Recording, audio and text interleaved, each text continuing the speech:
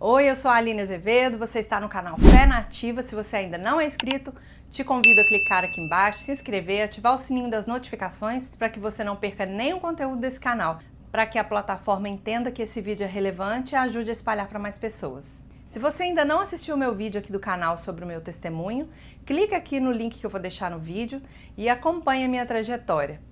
No vídeo de hoje eu vou falar de 5 sinais que esse relacionamento tem tudo para dar errado.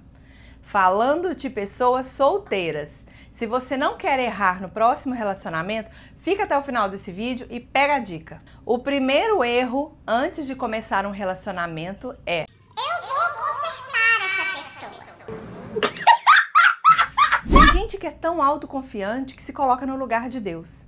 O único capaz de transformar uma vida permanentemente é Jesus Cristo. Ele sim tem poder, porque derramou teu sangue, veio na terra sem pecado, maldito morreu no madeiro, e se nem esse sacrifício foi capaz de ser inspiração e a razão para transformar uma vida, você, minha querida, meu querido, não tem poder de nada. Pare de competir com Cristo, pare de competir com Deus. Deus tem um plano perfeito para cada um de nós, mas nós temos que renovar a nossa mente, como diz em Romanos 12:2, para que a gente experimente a boa, perfeita e agradável vontade de Deus. A nossa parte Deus não vai fazer, muito menos você vai mudar a vida de alguém para poder conquistá-lo. Se alguém mudar a sua vida por causa de você, na primeira discussão o combustível vai ter acabado. Mas se a razão e o combustível para a transformação de vida for Cristo, aí sim, e essa instituição foi criada por Deus. E nada, ninguém melhor do que Ele para ensinar o caminho e ensinar-nos a sermos pessoas capazes de fazer outra pessoa feliz. E se você quer um relacionamento fundado nos princípios de Deus, essa pessoa com quem você vai se relacionar já precisa ter entendido que Deus é o fundamento de tudo e não você. Outra questão é que se alguém te colocar num relacionamento num lugar mais elevado do que Jesus, do que Deus, essa pessoa ainda não entendeu que o que de fato sustenta um relacionamento duradouro é Jesus Cristo, o fundamento que Ele criou nessa terra. Ou apenas não está interessado em nada disso. O segundo erro: nós nos gostamos, nós temos afinidade, isso basta. Vale lembrar que o começo de todo novo ciclo é estimulante, é cheio de esperança e ilusões.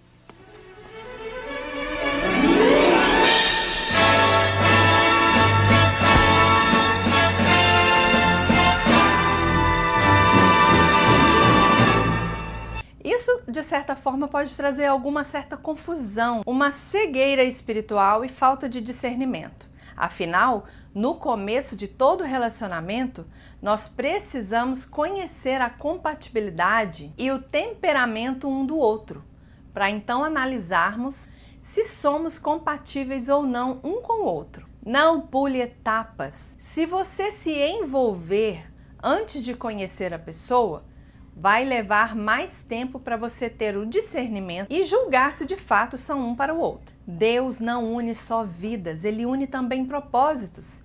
Pode ser que duas pessoas tenham afinidade, mas não são uma para outra. Pode ser que duas pessoas são de Deus, são pessoas fiéis, tementes a Deus, mas não são compatíveis para ter uma vida juntos. O tempo de conhecimento é primordial para que vocês conheçam um ao outro e analisem os aspectos de vida um do outro. O temperamento, os hábitos, as manias, os costumes, a cultura. São tantas coisas para se observar antes de se envolver. Uma vez que nós escolhemos não nos envolver antes de saber se somos um para o outro, é escolher a santidade. Lembre-se, um dia a mais ao lado da pessoa errada é um dia a menos ao lado da pessoa certa. Esteja atento aos sinais do Espírito Santo. Deus não vai escolher a pessoa para você. Deus não vai fazer a escolha para você. Deus te deu o livre-arbítrio. Deus abençoa escolhas. Quem faz a escolha é você. A maioria dos relacionamentos termina porque pelo menos uma das partes descobre alguma incompatibilidade depois de muito tempo de já terem se envolvido. Uma incompatibilidade intolerável, mas só descobriram porque não passaram pelo tempo de conhecimento antes de se envolverem. A palavra de Deus diz em Eclesiastes 3, a partir do versículo 1. Para tudo há uma ocasião certa, há um tempo certo para cada propósito debaixo do céu. Tempo de nascer, tempo de morrer, tempo de plantar, tempo de arrancar o que se plantou, tempo de matar, tempo de curar, tempo de derrubar, tempo de construir, tempo de chorar, tempo de rir, tempo de prantear, tempo de dançar, tempo de espalhar pedras, tempo de ajuntá-las, tempo de abraçar, tempo de se conter, tempo de procurar, tempo de desistir, tempo de guardar, tempo de jogar fora, tempo de rasgar, tempo de costurar, tempo de calar e tempo de falar, tempo de amar, tempo de odiar, tempo de lutar e tempo de viver em paz.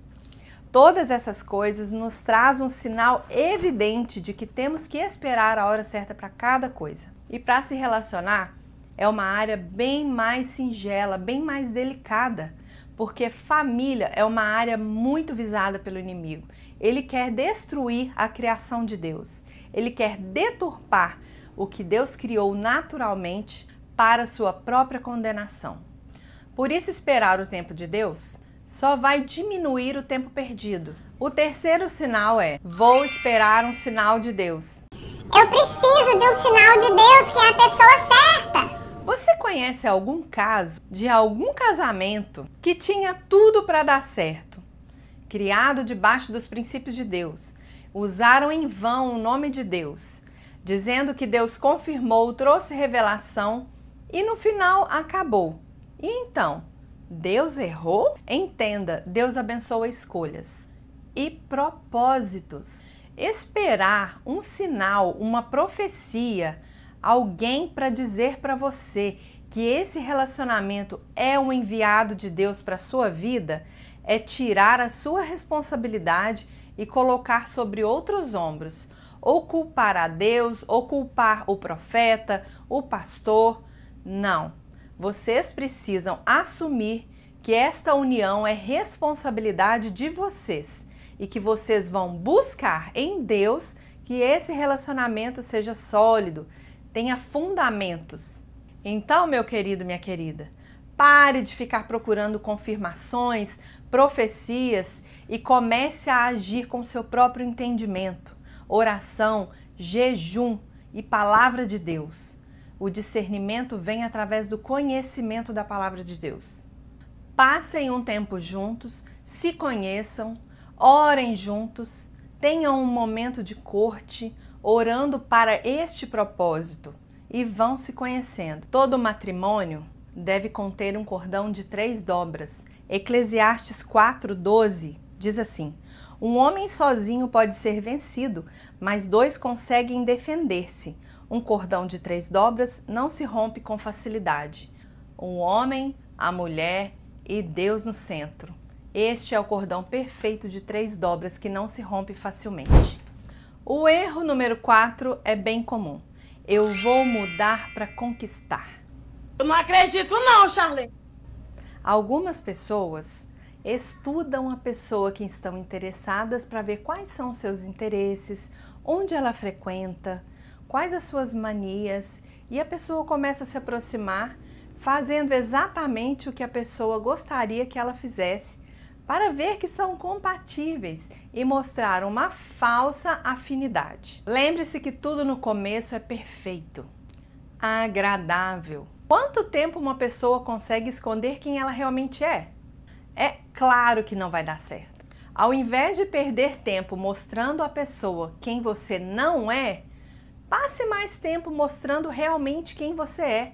Deixe que ela veja os seus defeitos e diga que está trabalhando nisso. Geralmente, esses relacionamentos tendem a durar pouco. E sempre ouvimos o seguinte: quando eu o conheci, ele não era assim. Ou quando eu a conheci, ela não era assim. Na verdade, era assim. O problema é que escondeu a sua própria fraqueza.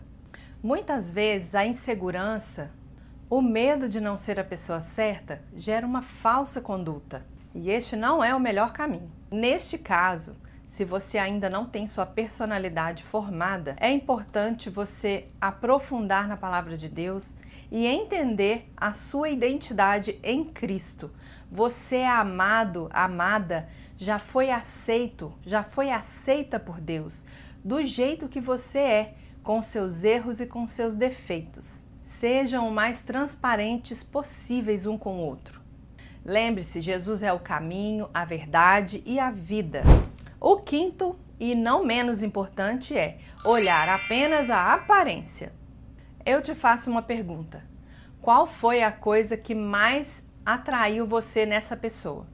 Se a resposta for a aparência, o que poderá acontecer se isso mudar? Se o combustível do relacionamento é a vaidade, é a aparência física, a aparência externa, esse combustível nunca vai poder faltar no relacionamento. Mas se o que mais te chamou a atenção for algum valor que essa pessoa encontrou em Deus, pode ter certeza, tem tudo para durar.